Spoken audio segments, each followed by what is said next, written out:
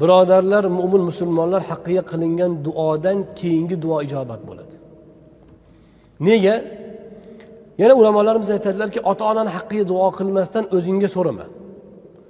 Ota-ona o'tgandir, hayotdir, ularni haqqiga duo qilib agar o'zingga duo so'rasang, Alloh subhanahu va taolo ota-onaning haqqiga qilgan duoyingni ijobat qilib turib, seni hojatingni tark etib qo'ymaydi. Sening ham duoing ortidan ijobat bo'ladi. Birodarning haqqiga qilingan duoni Alloh ijobat qiladi dedilarmi Rasul akram alayhisalom? Eng tez duo bo'ladigan, ijobat bo'ladigan duo dedilar. Demak, o'sha duoni, birodaringiz haqqiga qilgan duoyingizni Alloh qabul qila turib, sizni duoyingizni rad etib qo'ymas ekan.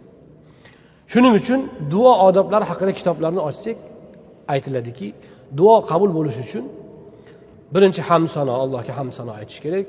Keyin Rasul akram alayhisalomga salovat aytish kerak. Hazrat Umar roziyallohu anhu aytganlarki, salovat aytmaguningcha duo yer bilan osmon o'rtasida to'xtab turadi. Salovat aytsang Rasul akram alayhisalomga keyin ijobat bo'ladi.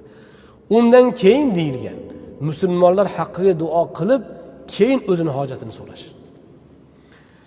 Musulmonlar haqqiga duo qilish, birodarlar haqqiga duo qilgandan keyin o'zingizni duo haqqingizga, o'zingiz hojatingizni so'rab duo qilsangiz, Alloh subhanahu va taolo duoingizni ijobat qilishi tez bo'lar ekan.